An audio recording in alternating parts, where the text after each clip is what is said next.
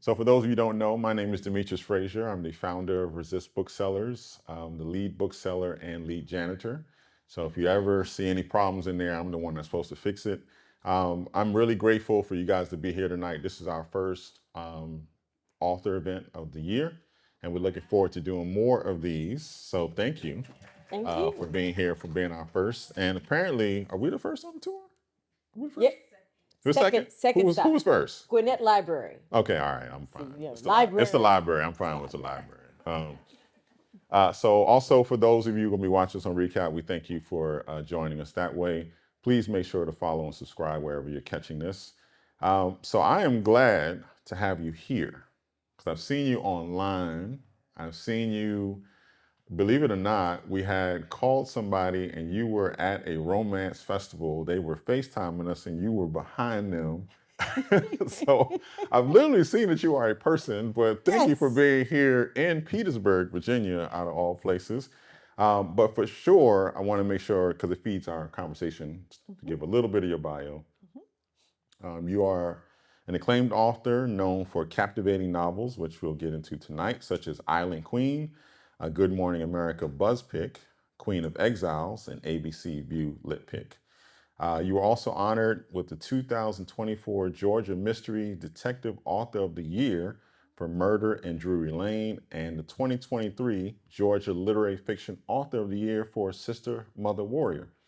Your craft highlights hidden narratives of power, love, and sisterhoods, which we'll get into a lot with this one, of Black women and women of color in historical fiction, romance, and mystery genres.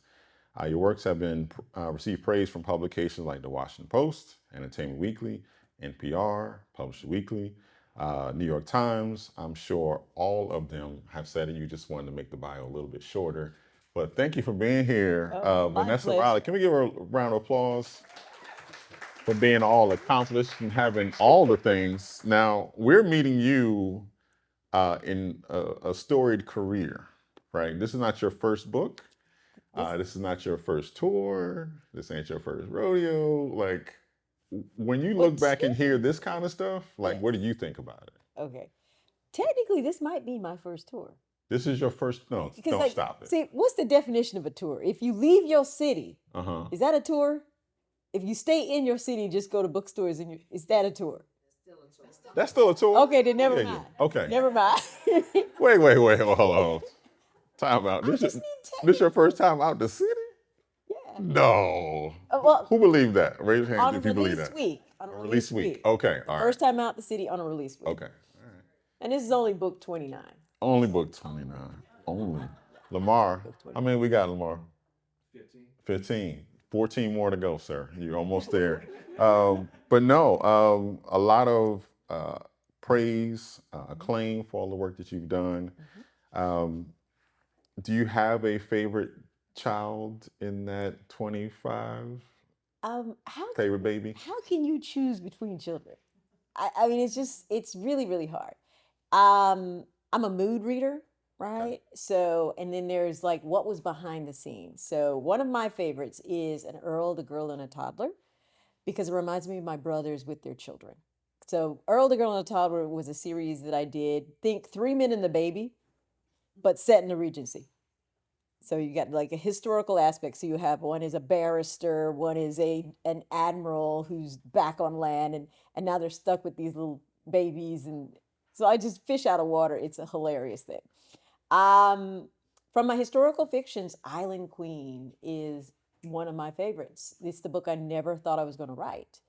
I'd been researching it for 10 years. I never thought traditional publishing was going to what solely focused on a Black woman's journey in a saga.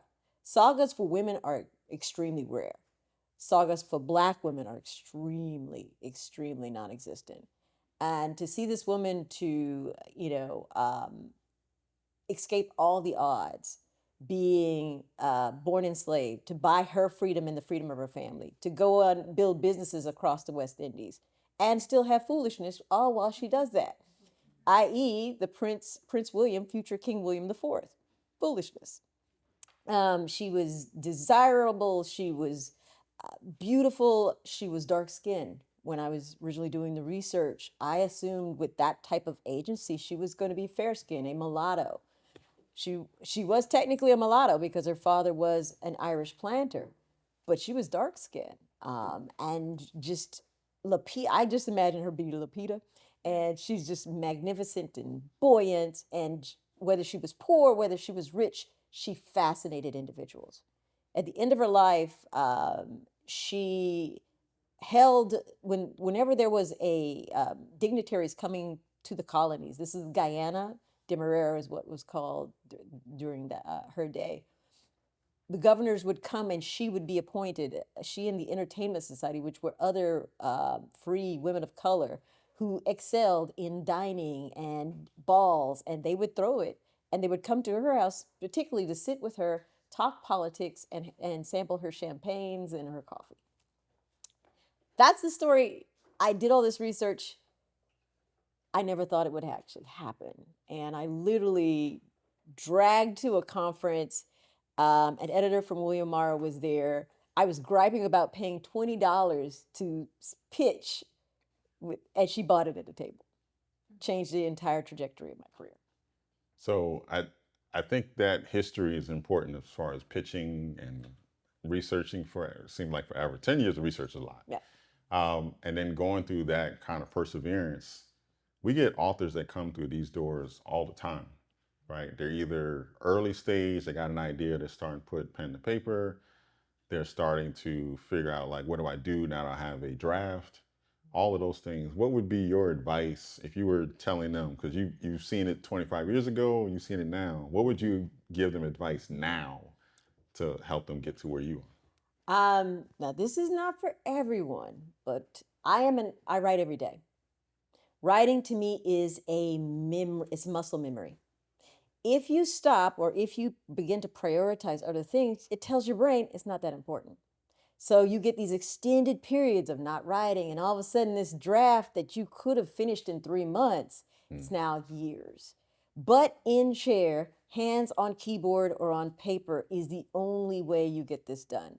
You can, everybody, and it's not magic when it comes out. There are bits of magic, lots of foolishness, lots of things that nobody will ever see. Editing is where the magic happens. Editing where you connect the ideas, where your threads, your characters really shine. You cut through the dross and all that sort of stuff. If somebody can spit all that out initially, I want to know them. But it never happens. And that's the magic that people falsely believe that that's how it happens. So when they're sitting and they're struggling through a scene, they think that something's wrong with them. And they're just at the beginning of the process. You got to put it on the paper, go back and sculpt. But that seems like the most painful part of the process. Like, you want them to enjoy the pain? Is that what you? No. The first. How many out here? The first draft is always the most painful part of the process. I have no problems. On this particular book, it may have been in one version 150,000 words. Oh. And my editor said, you know that 1990s timeline? Do you really need it? So 75,000 words. Oh. Goodbye. Okay. And then you have to throw away another 25 because now everything that for dual timelines that I love, they hook. It's seamless. Now that's all gone. So you literally are rewriting the entire book. And the reason I believe in partnering with my editor, and if they're having a problem, then more than likely readers are going to have a problem. And the thing was, the 90s was cool because, people were the earrings and the music and all this sort of stuff, but you were skipping it to get back to the 1600s because that world is completely insane. And for me, the 90s was a crutch. It was safe. And I chose the 90s because there's a ship in here, the Henrietta Marie. The black divers off of Key West put a monument in the 90s to mark this, one of the last transport boats that was found. It was sunk off of the coast of Key West. So they put this huge stone monument, and I wanted that to be the dramatic ending of the book. So you start with divers, you go back in time. Well, that's gone. And don't think you're going to be able to find it in another book. It's not going to work. You just, goodbye. It is painful. That to me is painful. Hmm. But I'm a purist. I want the best possible book. I don't want you to stumble. I want you engrossed. And even, you take as much time on everything and you're sculpting these 90s, but if you're switching it because you want to get back to see what's happening to Jacot in 1675, I've failed because you're not really caring about the individuals I crafted as much in the 90s. So it's painful. It sucked. Just to get real, gutter water was ensued.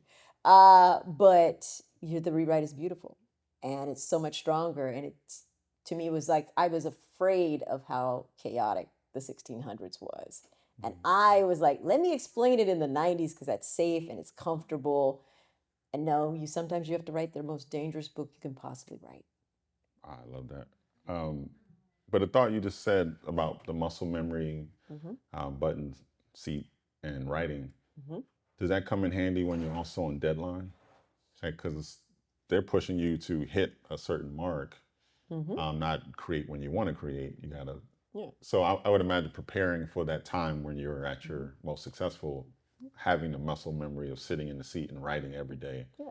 could be helpful. But the best indies I know have deadlines. Mm. The best indie authors, they act like they are their own. Well, they are their own publisher, right. and so they have schedules. They're talking to fans and promising them dates. Y'all know how mad them people get when you miss a date. Sometimes that's worse than missing the publisher's date because the publisher is not going to slam you on social media. So the best indies I know, it's the same thing, and you only get done by sitting in that chair and writing. Yep. And so you have to do it. So you've written many history-based novels, and I'm truly curious about your approach to writing historical fiction because throughout history, there's a lot of stories that could work well. First, how do you pick the history that you want to write about, and how do you decide between multiple intriguing stories if that ever comes up? Okay. For me, this is book 29. So at the beginning of my career, I've always been fascinated with history. I'm about 2 credits shy from a minor in history when I was in college. I was an engineer, and I'm big nerd. Big when he was a big nerd, big nerd. I have a doctorate from Stanford University in mechanical engineering. So when I say big nerd, I mean big nerd, right? But in hindsight, I should have stuck it out and got those 2 credits because that would have, really, been beneficial. My mother was a literature woman, so she made sure we were into Baldwin and Shakespeare and Thoreau and Austen. And my father is from Trinidad and Tobago, from Port of Spain, and he's like, "Come here, little girl. Let me tell you a story." And he would tell me all these stories. I was the only girl about women charging hills and taking, rebellions and building industries. And I was like, that is so cool because it's not what we're getting in our history books. So it was kind of like trying to figure out what was fact, what was fiction from what my father was saying, as well as I had this gift to write. And so for me, there are so many stories that need to be told. But I have a criteria. The enslavement story is an important story, but I don't want to make a cachet on what I call pain porn, where I'm going to show you the worst of the worst and these people need to be rescued. Or no, I want folks that rescued themselves. I particularly want women who've done something unusual, breaking molds. So Island Queen, she's an entrepreneur. She, literally from enslavement to one of the richest women in the Caribbean. Queen of Exiles, she is the first and only queen of Haiti, the only free nation in the Western Hemisphere that abolished enslavement.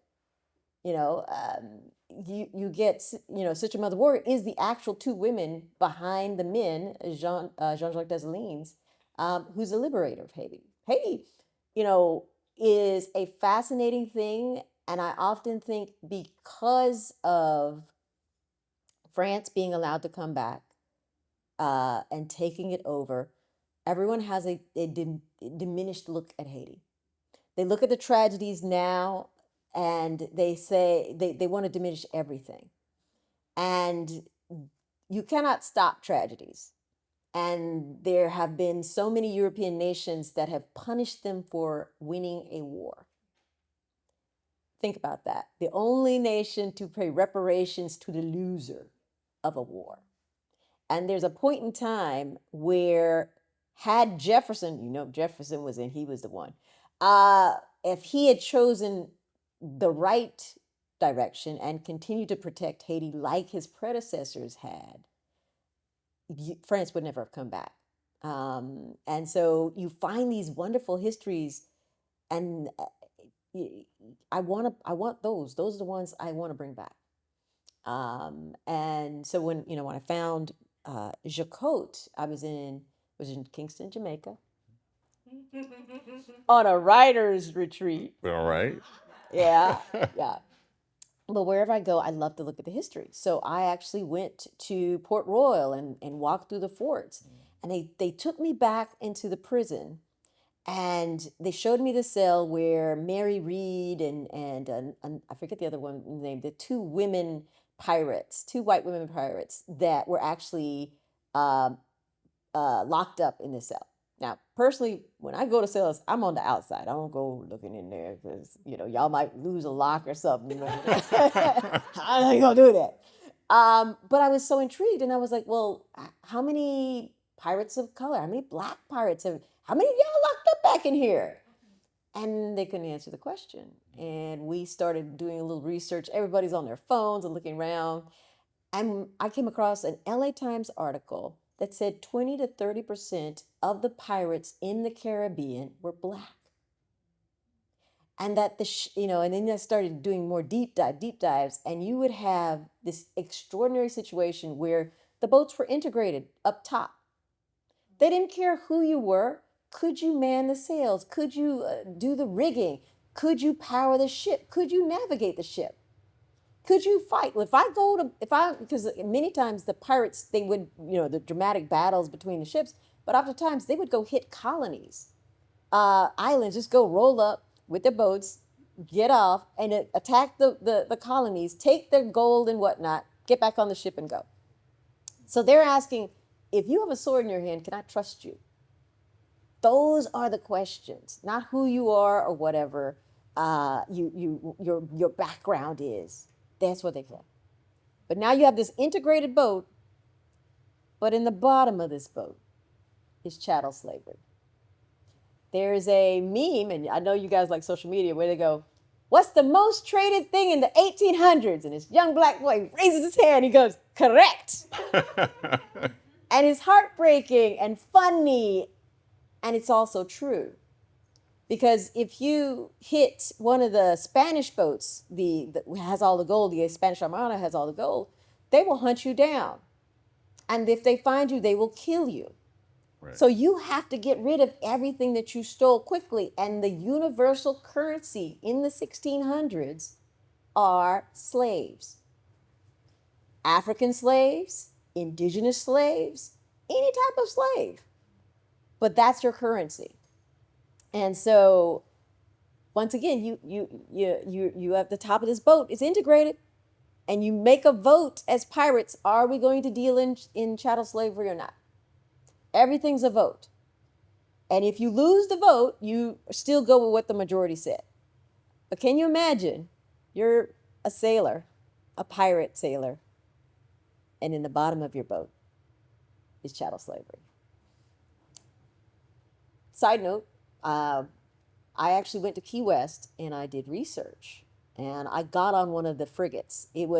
My story is set in the 1600s.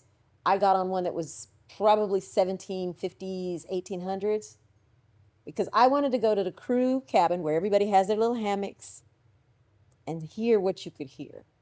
And you can hear, in this boat, you could hear the waves knocking at the bottom of the hull, which means you could hear people crying.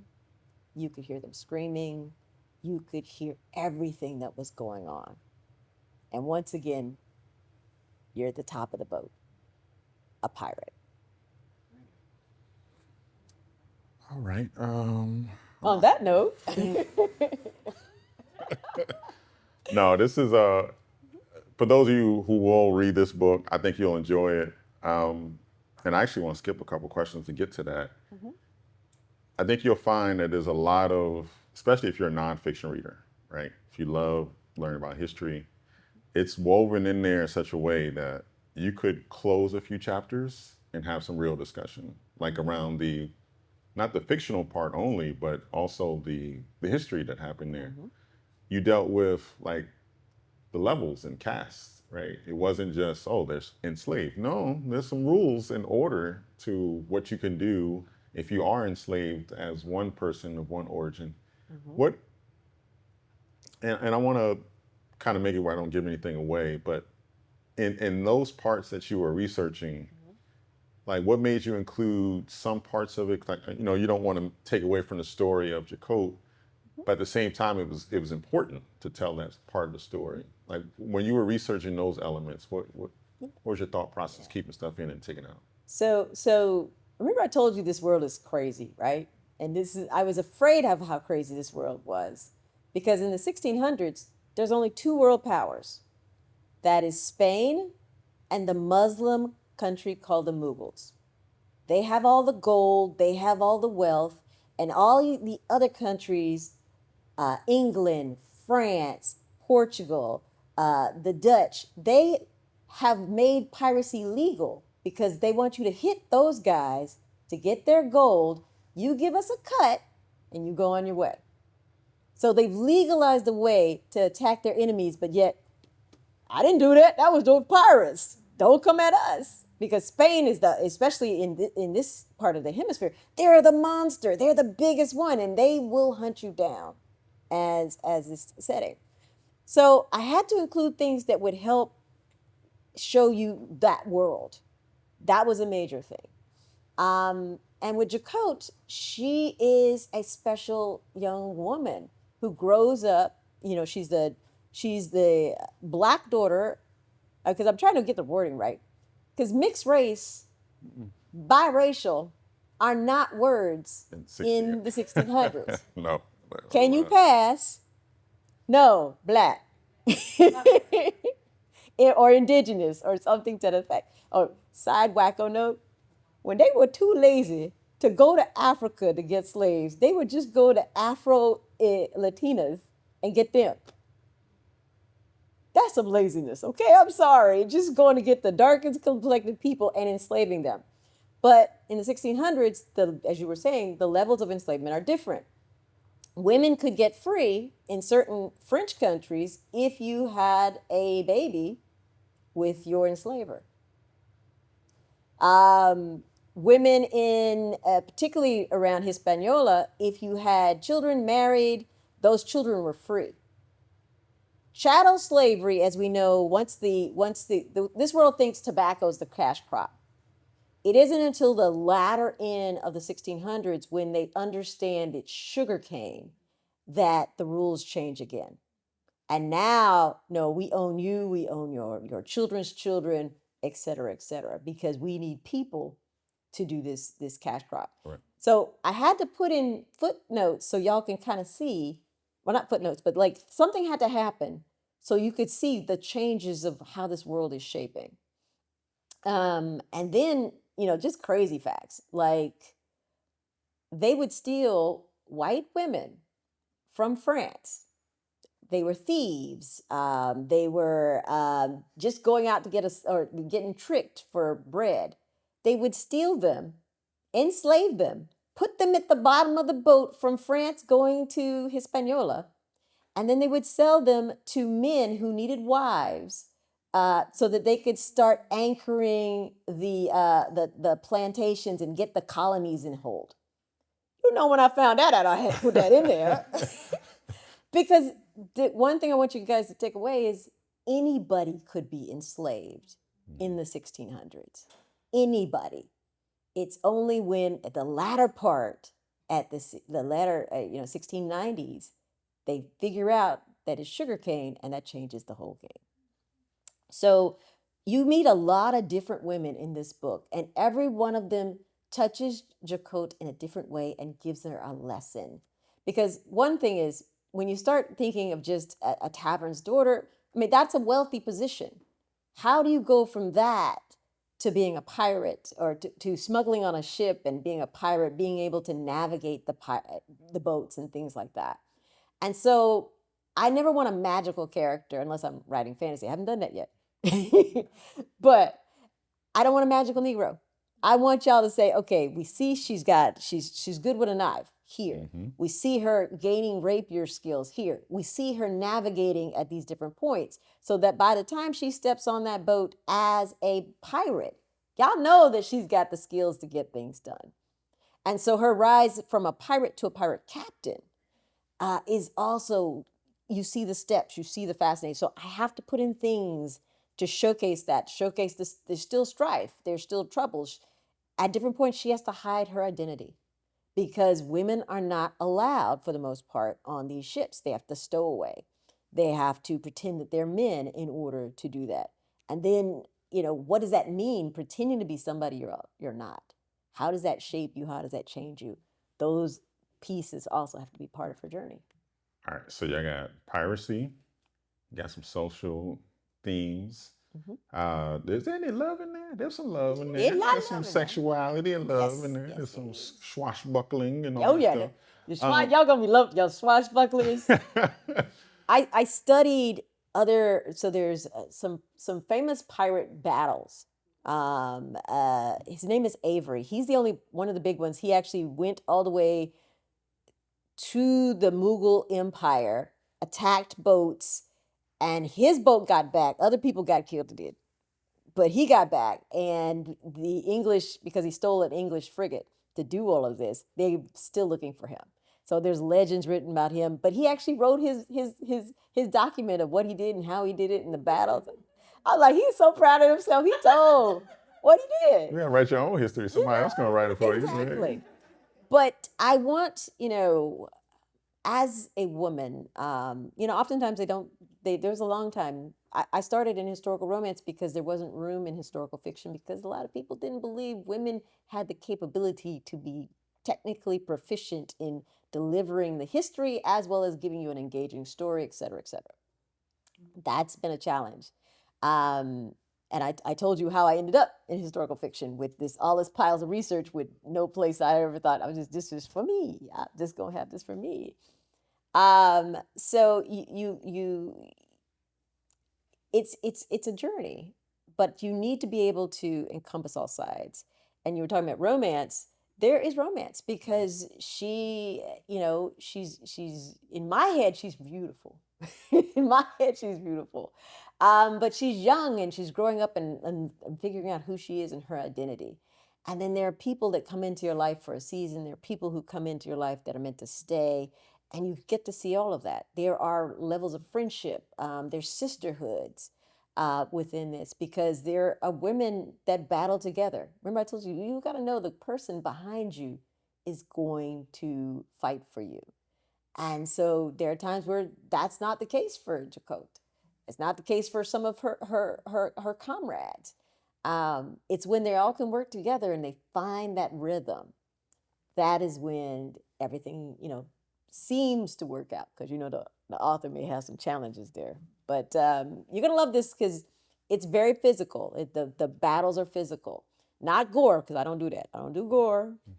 I don't do gore. No. I don't do the pain porn, but the physicality of the battles, the weaponing, and your little engineering friend might have done the calculations to figure out how far certain 20 pounds, 22 pounds, 34 pounds, 10 pounds, and 15-pound guns can shoot based on the angle in the hills. Yeah.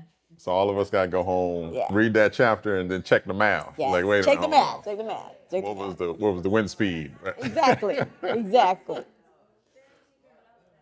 But I want you, one other thing, whenever you get in one of my books, particularly my historical fictions, you're right there. You're in a safe spot, but you're on that boat. So you're going to feel the waves. You're going to smell the salt in the air. You are going to feel the fear of, if I do the wrong thing. I want you to feel that. But you're in the safety of your home. You're not actually there. And sometimes that's how we have to visit the past, in the safe comfort of a narrative that will sweep you there and engage the emotions, but you're free to not have that the ultimate fear that this is going to end really badly, or I've seen this movie before kind of feelings. No, I find as an author, and many of you can speak to this, I choose where to end my book. Hmm. I'm not a cradle to grave. I may be cradle to big win. I think that's more so what I do, because I want you to leave the book emotionally charged on a high. Now there will be some things that will make you cry and those as you go through the journey, but your lead character, I choose where I end the book. It was very important for Queen of Exile where I chose to end the book. Island Queen, where I chose to end the book. I'm not going to cradle to grave it because everybody dies. We know that. But what was important about their lives? Why did their lives matter? What was that signifying action? That's the moment I want to leave with you with. So there was you handle. We talked about a number of themes throughout the book that you handled: enslavement, there was some sexual assault, of course, piracy. But the one that I want to touch on first is women having agency over their lives and their future. Talk to us about why it was important for this theme to address throughout the book, because it showed up in different characters in different ways, including our main character, Jacob. Yeah. So once again, in this world, which oddly enough, this point may not be that far from the 2025s, women have two roles. You're either a wench or a wife, or as my friend said, a hoe or a housewife.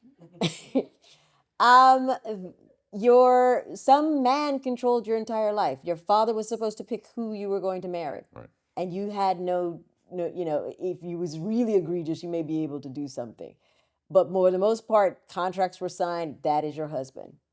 There are, the brothels pervade the Caribbean. All of the Navy ships know where the brothels are.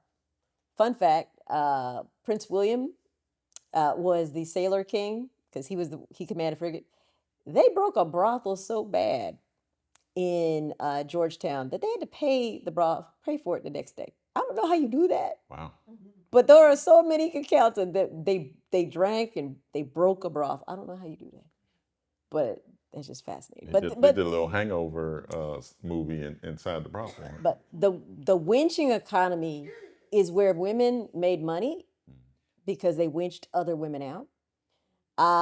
But that is your path. You're either the winch or the head winch, or you were going to be a wife.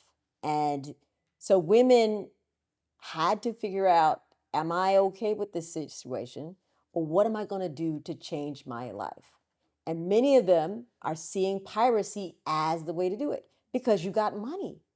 You shared the booty. You got to see parts of the world you would never see if you stayed in your village where you were born. And so that's why, they had to hide themselves.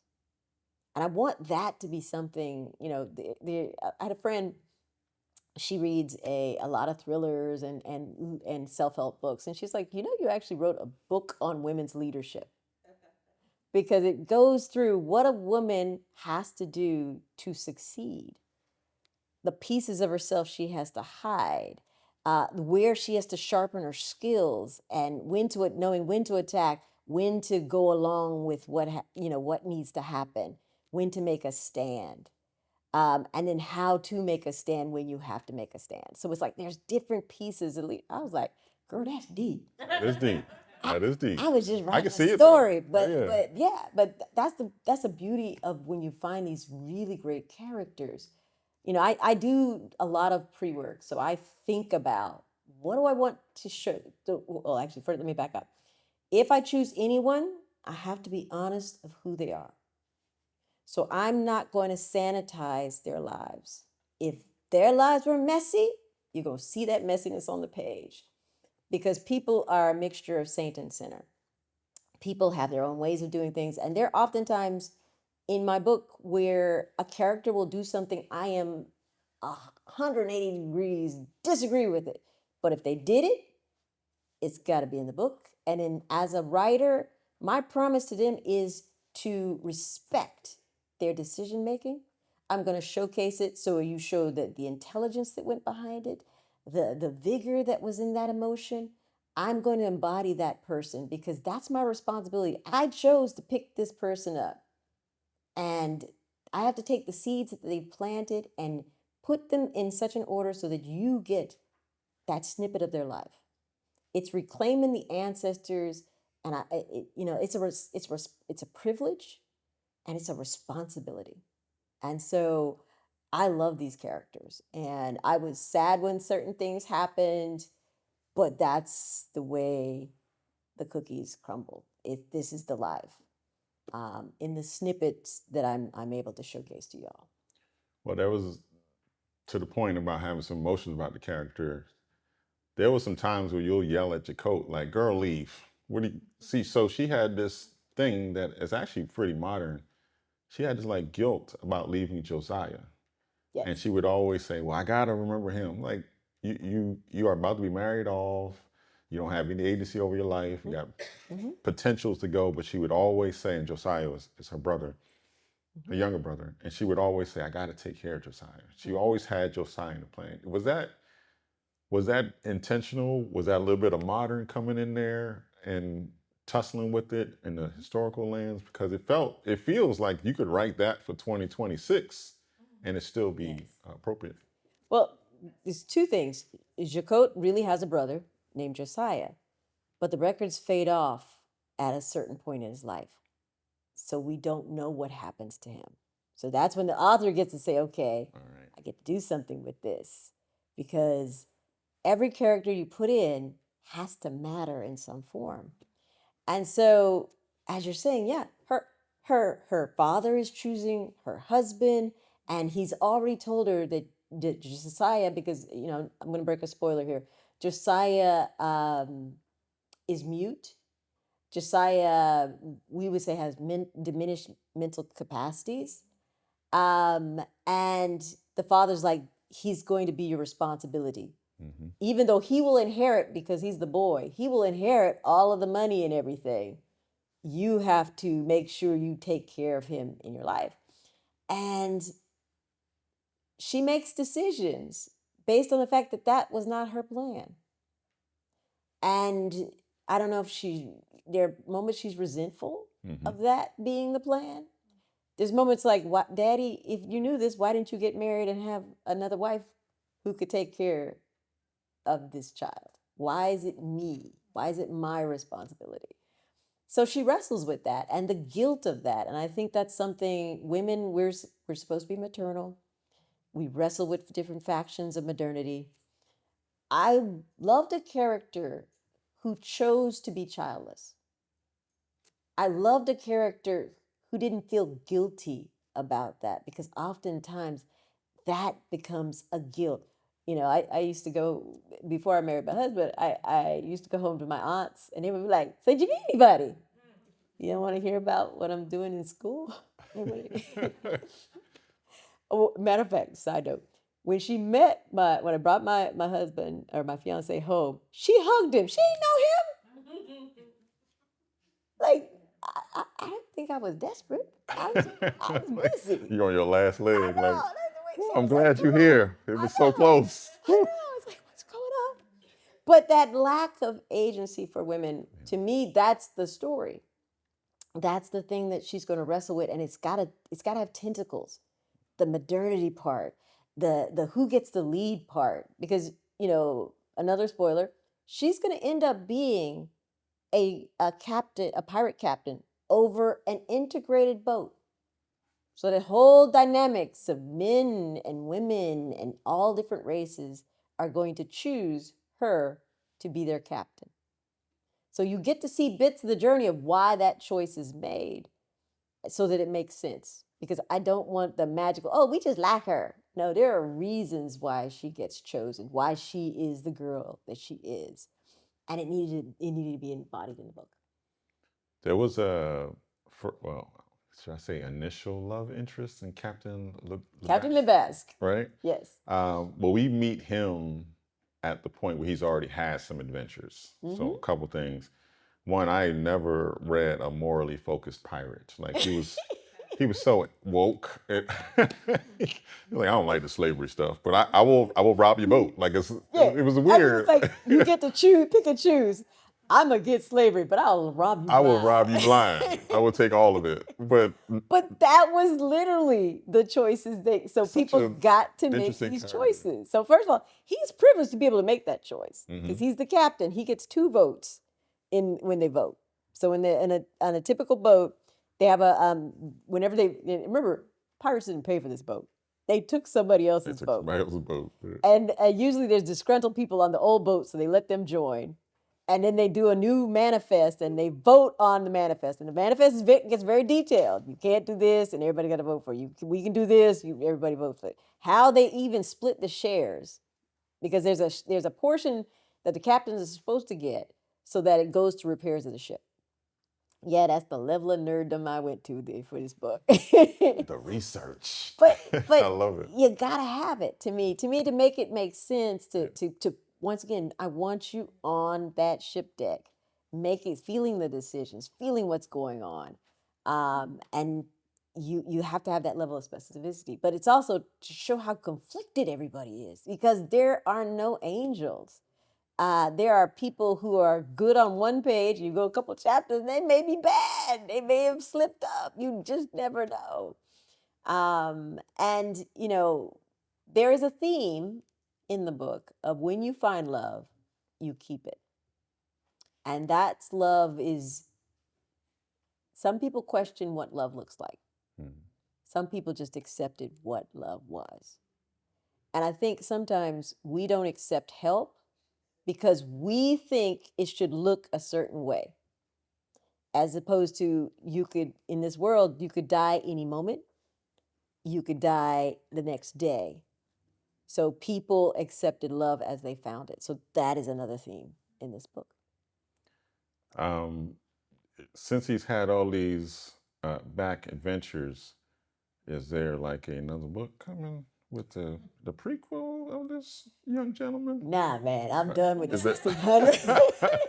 All right, just checking. But I felt like I had to do that for the other ones that's going to read there may this. be some stuff on the cutting room floor. Okay, so I mean, because he was a handsome dude. He was stealing stuff. He was halfway rich, but also gentle. And woke. That's a combination in the 1600s. I mean, Lawrence de Graaf. Lawrence de Graaf was mixed race. His mother was from Haiti.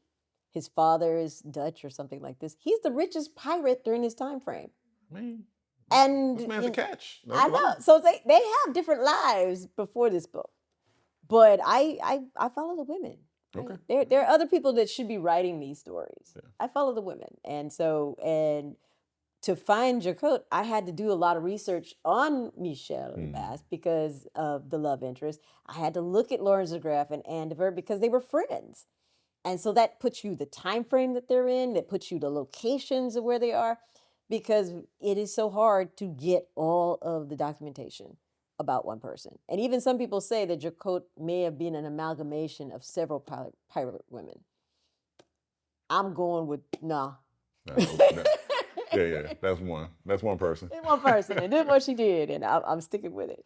But this time frame, I do, like I said, I do a lot of research. I always check out my author's notes because that will tell you what was invented for story's sake. I will give you questions. I will tell you different things. You might be very fascinated to find out that the indigenous culture had something called a third gender. And so I give you that information in the back of the book. And just one quick note: if you took French in high school and never used any of it, you can at least use it to pronounce some names in here. Because I was Jacquot. I had like a little accent while I was reading it. No, that's good. That's good. And that's the only thing I ever used it for. So. I got schooled by Robin Miles, so the narrator. So I had a meeting with Robin Miles, and she was asking me, "How do you pronounce this?" And I'm like, "How do you pronounce it?" Let's go with your version. Yeah, I was going Jacquot, and I was like, no. She was like Jacquot de la Haye. Yes, it came out in the audiobook really well. I was like, okay. We're gonna go for a few more questions, and then we'll turn it over to the audience. I'm trying to think where I want to end this. So, two questions. One, Jacot ascended to be captain of her own and found her own path in life. What would you say was more of a victory, finding agency, and I'm trying not to spoil the middle part, about over her sexuality, because that was part of it towards the end, reflection of that, or becoming master of her own adventure as a captain? Ooh, that is good. That's a really good one. And it's complex because did she? Did she? Did she get her happy ever after? I don't know. Um, I wouldn't. Yeah. I wouldn't have said. I would said no, but I Yeah. mean, she also didn't. She got out of hell, which is good. Yes, she right? got out of that. But the themes in the book. Um, I don't want to spoil this for y'all. Yeah, you already gave two spoilers, three. Now, I know, now they're gonna right? return the book. Yeah.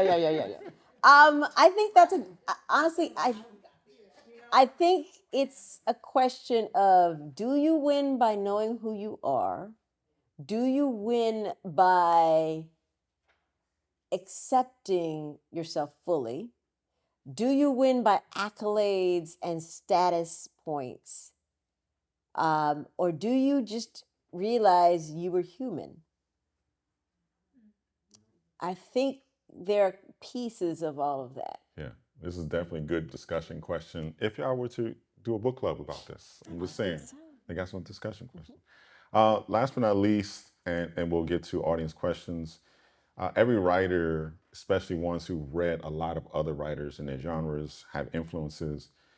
You can also see some of their influencers in your work, in their work. What writers, if we were to really dig deep and think about it, are showing up in your work? Little hints, little influences in your work. Maya Angelou, definitely. There's a rhythm. Sometimes you'll find a rhythm, a rhyme in my prose, and that is definitely her. Beverly Jenkins, because the humor hits in the middle of seriousness. I love that, and I try when it's appropriate to put in little humor hits. There may be a smidge of Baldwin because of just the courage to to go against the grain, to understand where you are in life and the things that are pressing you, and to call it out by its name. I want that. I'm not saying I'm there. I want more pieces of that. And I think in this book, get I get there. I get very close. Because, it may be a recipe for how people of color, how women are to resist when you're put in this box and being forced to accept certain practices of your government, of your society, of the empire that you happen to be living in. How do you resist in times of struggle? How do you resist when you've been scripted to be in one role and you know that's not the role for you? So I think that's. And I think you'll enjoy the book. So one, this is not my review. I'm not going to write a review. One, I think it's a really good book for the adventure part of it. The story moves. So I'm not a 600 or 700 page book reader, but this thing moves pretty fast. And this is not 700 pages. So I'm not saying that is. He's only about 300. But the story moves. Like, you'll be in the story, read 2-3 chapters that you intend to read, and you'll read 10, 15. I think this could be one of those you sit down and read the entire time, but I also like you're dealing with the stuff of the time. So it's not like, well, we're just going to focus on the piracy. This person is a human in a different society and culture and norms. So I think you'll really enjoy the work. So one, I want to say thank you for coming all this way. We got some folks who got some books. We're going to get those signed. Yes. And then two, whenever the 30th, 31st, 32nd, 40th, 50th book comes, Yes, yes. we want to be on the tour. Is that all right? Absolutely. There's a nice crowd too. And Look at 3, this. shout out to my mama. She over there. She ready to get her book signed. Oh, absolutely. Can we give her one last round of applause? Thank you.